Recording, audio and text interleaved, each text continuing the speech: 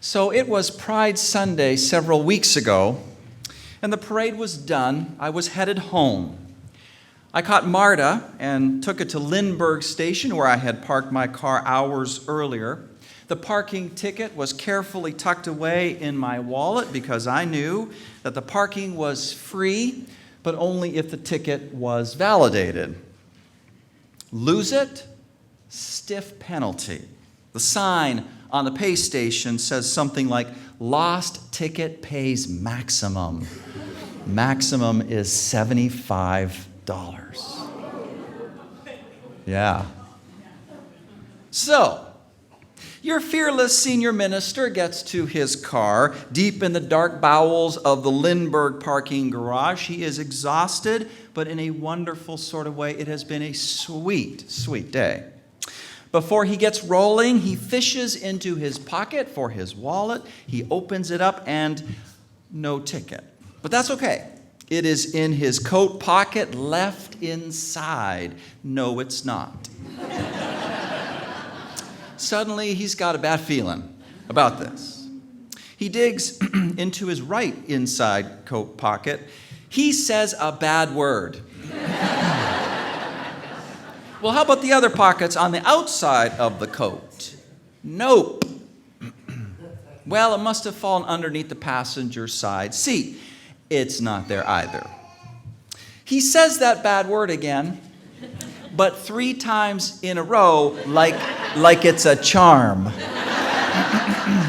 Then he rechecks his right and inside coat pockets, his outside pockets, the passenger seat, underneath the passenger seat. Nothing really different from before, only more frantically. And the lesson is this: charms don't work. It is not to be found. He drives up to the pay station. There's that sign about having to pay the max. The lady there, she grates open her window. She reaches her hand out. He tells her he does not have the ticket. He tells her that he has been at the Pride Parade all day. He's hoping she'll take mercy on this minister that has been sweating all day for justice. He looks at her with minister eyes.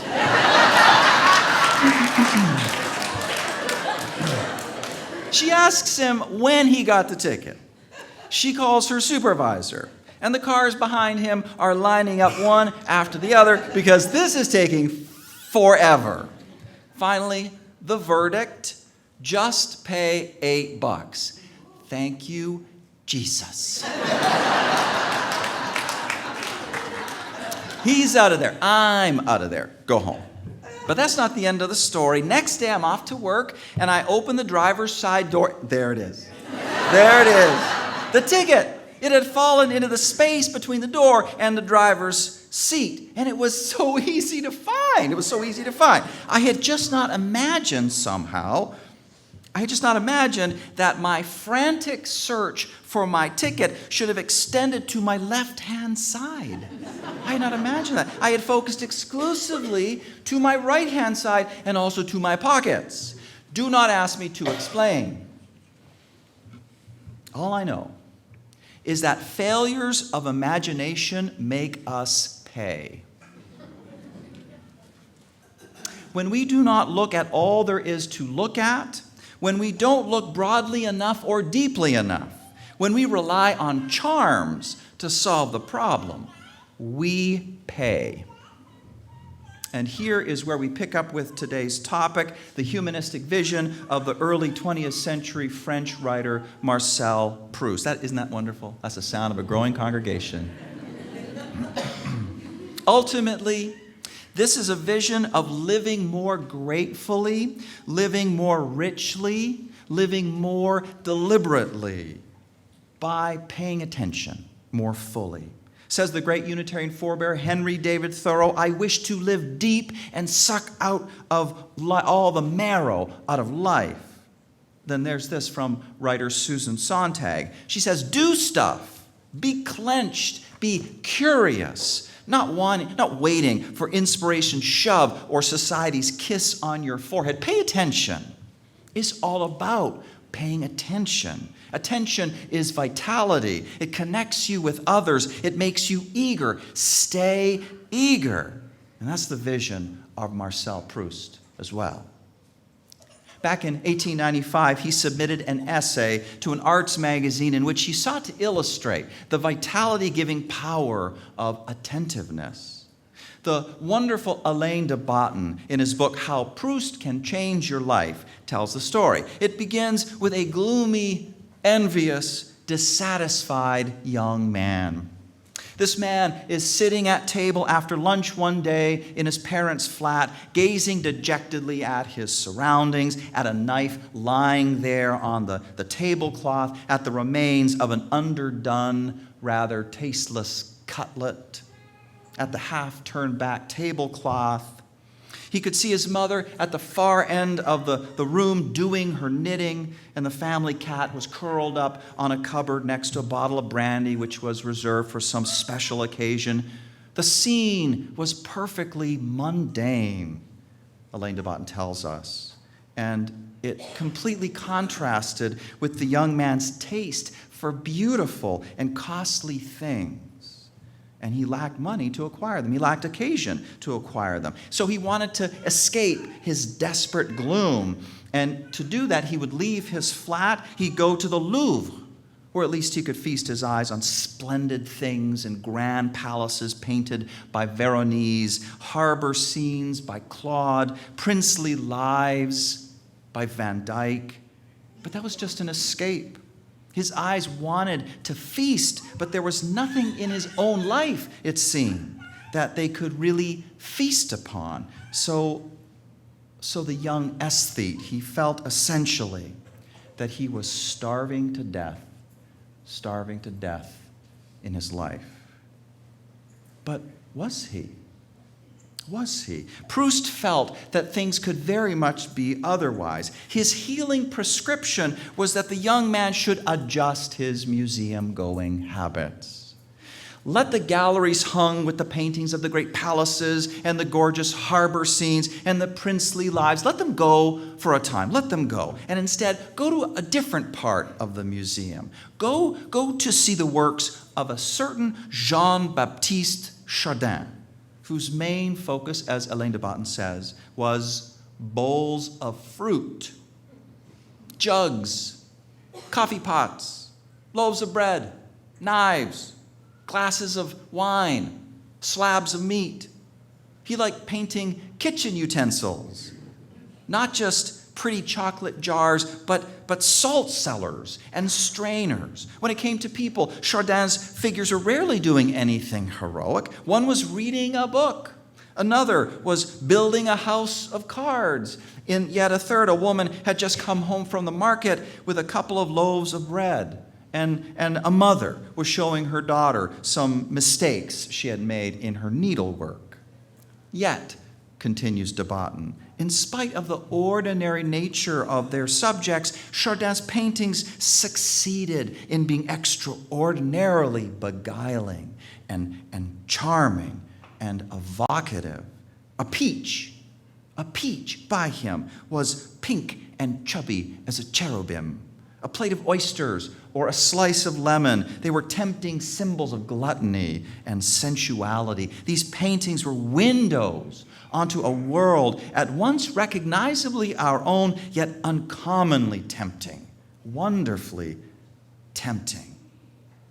Proust's vision was that young man, absorbing the message of these paintings, could return to his own flat, sit down at table, look around, and say to himself, "This is interesting.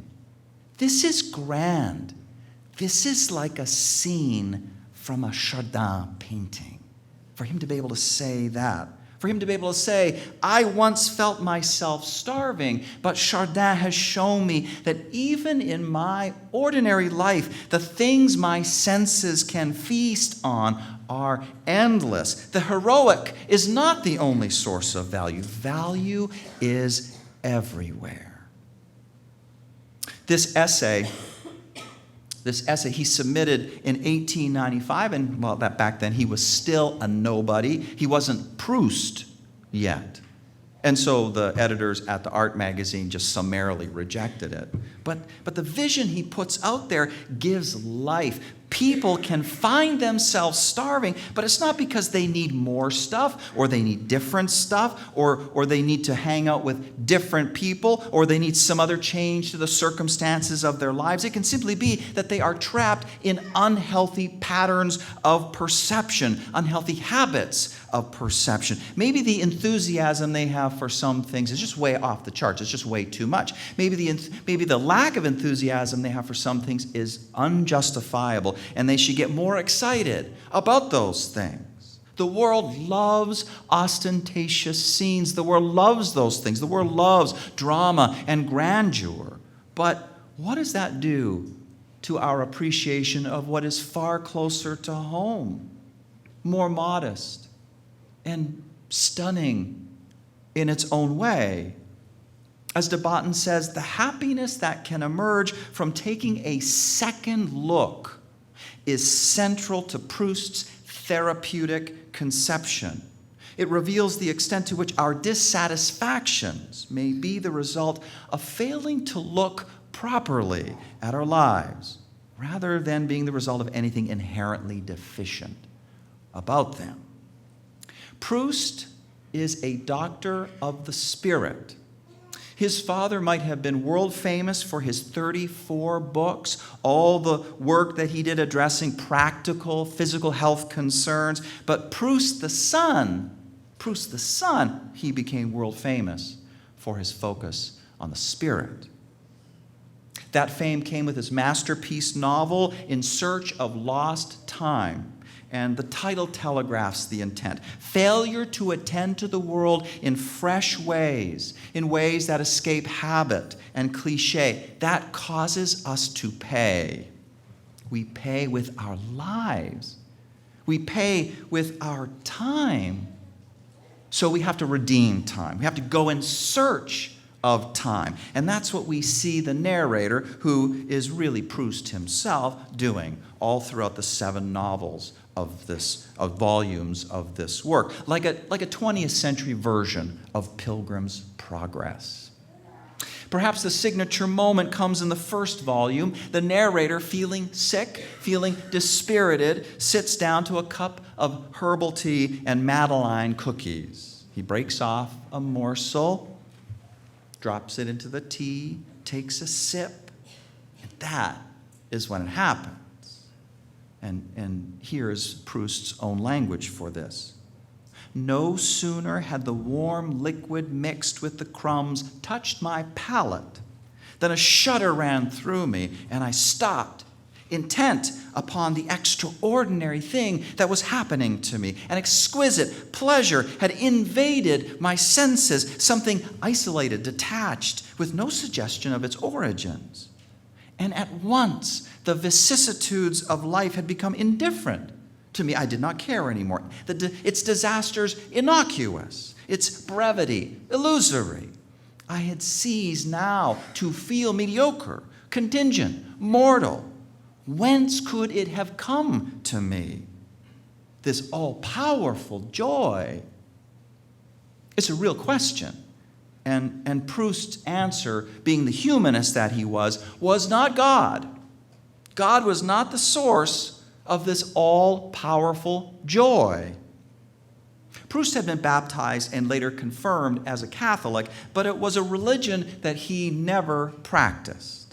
As an adult, he saw himself as a mystical atheist, infused with a spirituality that had nothing to do with God and everything to do with a life richly lived, well lived, lived to the depths, sucking the marrow out of life.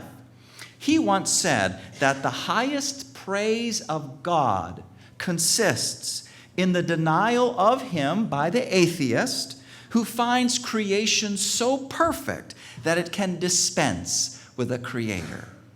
He said that. Listen to that.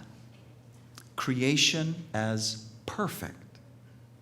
Now, one side of this is suggested by how an artist like Chardin can teach us that even the most mundane external scenes in our lives can be bliss to the senses He teaches us that. And then on the other side comes with In Search of Lost Time and the famous Madeline scene. Whence could it have come to me, this all-powerful joy? Not God, but the world within us of memories fully released. When, he says, from a long distant past, nothing subsists. After the people are dead, after all the things are broken and scattered, still, alone, more fragile, but with more vitality, more unsubstantial, more persistent, more faithful, the smell and taste of things remain poised. A long time, like souls ready to be released, ready, waiting, hoping for their moment. And once again, I had recognized the taste of the crumb of the Madeline soaked in tea, and immediately the old gray house upon the street where my aunt's room was rose up like scenery in a theater.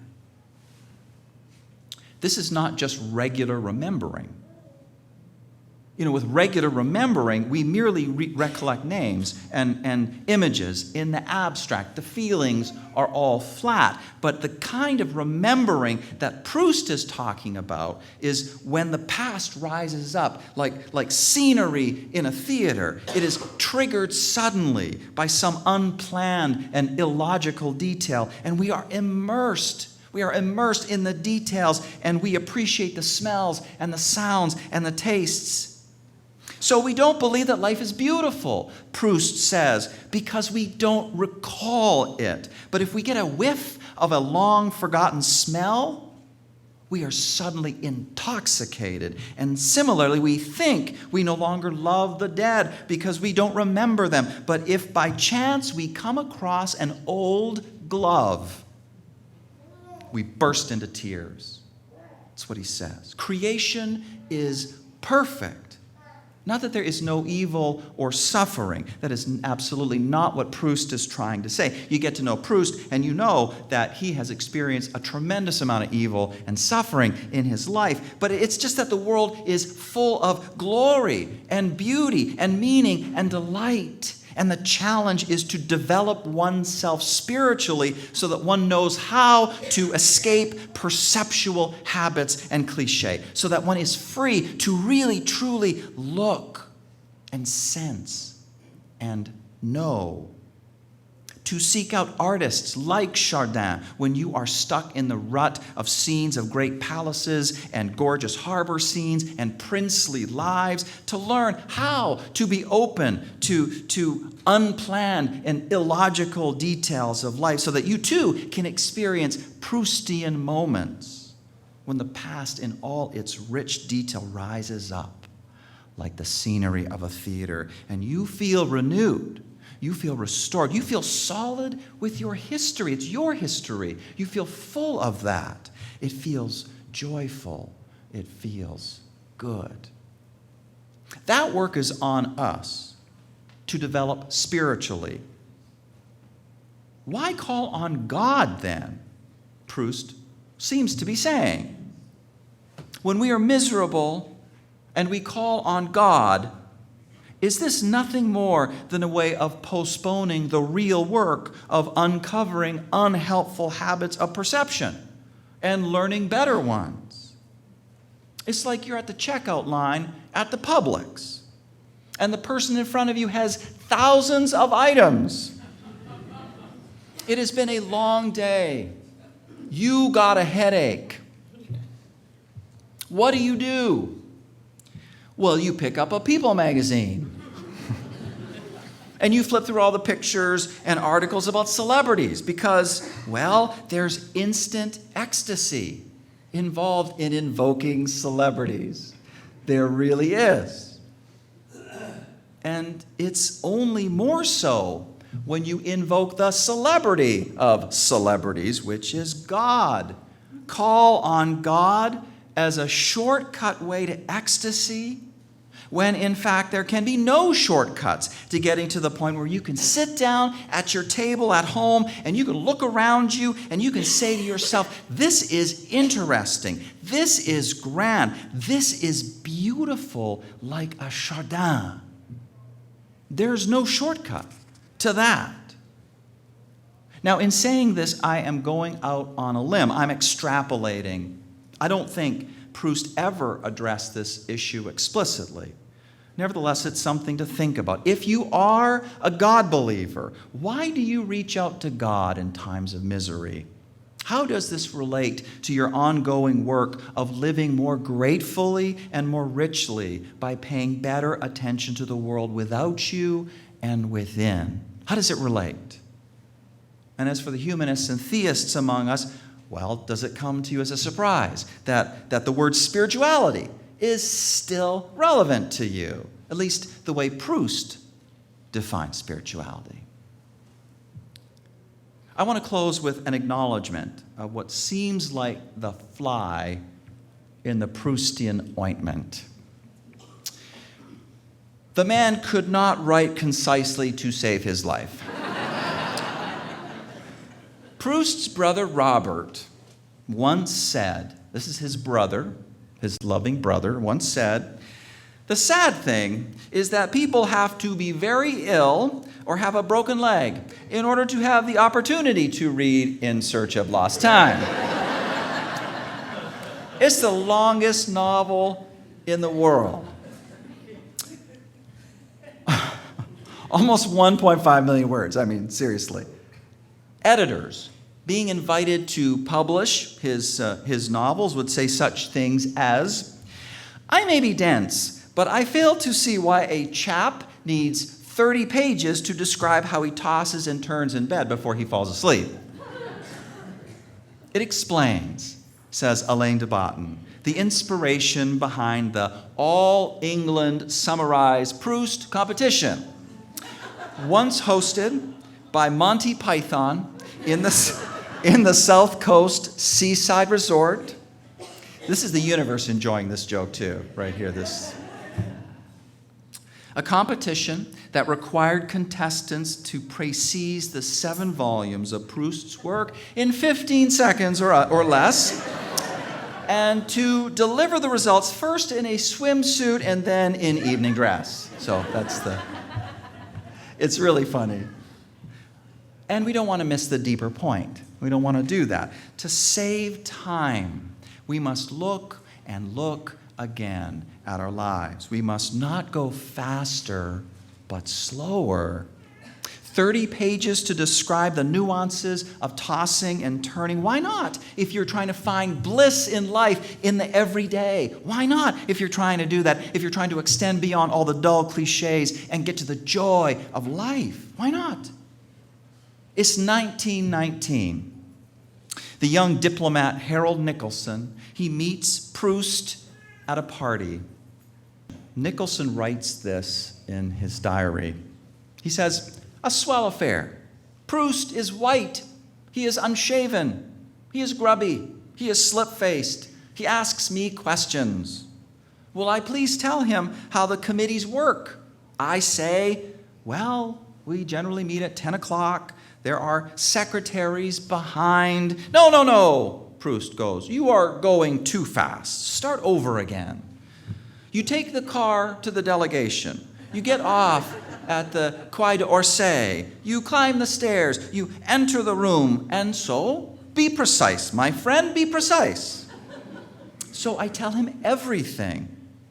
The sham cordiality of it all. The handshakes, the maps, the rustle of papers, the tea in the next room, the macaroons, and he listens enthralled, interrupting from time to time. "Mais précisez, mon cher monsieur, n'allez pas trop vite."